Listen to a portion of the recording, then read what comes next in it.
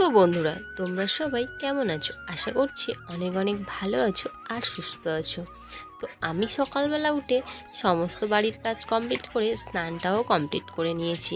নিয়ে দেখো, এখন আমি একটু সিঁদুর পরবো, তাই চুলটাকে বেঁধে নিলাম। খোলা চুলে নাকি সিঁদুর পরতে নেই, আর মাথা ঢেকে তারপর নাকি সিঁদুর পরতে হয়। তাই আমি ওড়নাটা দিয়ে মাথাটা ঢেকে নিলাম, নিয়ে সিঁদুরটাও পরে নিলাম। তো চলো, স্নান করে তো নিয়েছি, এবার আমার যেতে হবে এখন রান্না করার পালা। চলে এসেছি রান্নাঘরে, চলো এবার রান্না বান্নার জোগাড় শুরু করি। অনেকটাই বেলা হয়ে গেছে, দেখতে দেখতে স্নান টান করে কমপ্লিট সব কিছু করে তারপর আসলাম রান্নাঘরে। তো চলো, আমার মেয়ে এখন এখানে ডিম খাচ্ছে, ওর মুখটা দেখো। রোদ্দুরে ঘুরে এসছে, ঘেমে গেছে। আমার মেয়ে রোদ্দুরে ঘুরে এসে ও ঘ্যান ঘ্যান করছে, আর খিদেও পেয়েছে। তো ডিম সিদ্ধটা তো খাচ্ছিল দেখলেই।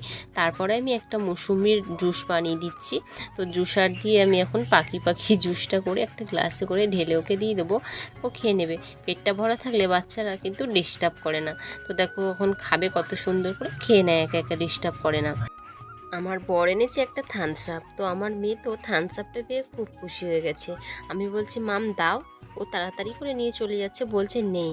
ঠিক আছে, আমি সেটা ক্যামেরা করব, তো ক্যামেরা ধরে আছি, অনই করতে ভুলে গেছিলাম। তো একটা জলের বোতলও তার সাথে ফ্রি দিয়েছে। যাই হোক, আমি কিন্তু এদিকে উনুনে রান্নাটাও বসিয়ে দিয়েছি। কাঠের উনুনে ডাল সিদ্ধটা বসিয়ে দিয়েছি, ততক্ষণে ওদিকে ওটা হচ্ছে, আর আমি আমার মেয়েকে স্নানটাও করিয়ে দিয়েছি। তো ক্যামেরা বসিয়ে দিয়ে আমি ওর কাজল কৌটো খুঁজতে গেছি, ও দেখো ক্যামেরা নিয়ে ঘাটাঘাটি শুরু করে দিয়েছে, ফোনটা নাড়াচাড়া করছিল। তো যাই হোক, ওকে এখন আমি টিপ পরিয়ে দিয়েছি, টিপটা পরিয়ে দিলাম। আর আজকে জানো তো, গরমে রোদ্দুর একটু ঘুরেছিল বেশি, তাই প্রচণ্ড ঘ্যান ঘ্যান করছিল। তাই সব কাজ ফেলে আগে চলে এসেছি ওকে স্নানটা করিয়ে দিতে, তাহলে একটু ফ্রেশ ফ্রেশ ভাব লাগবে, আর একটু কম কাঁদবে, আর ডিস্টার্বও কম করবে। তো যাই হোক, চলো কি রান্না বান্না করলাম তোমাদেরকে দেখাই। রান্না বান্না তো সব কিছুই কমপ্লিট করে ফেলেছি, তোমাদের সাথে আর শেয়ার করা হয়নি। এখানে রয়েছে শাক ভাজা, এখানে রয়েছে ডাল।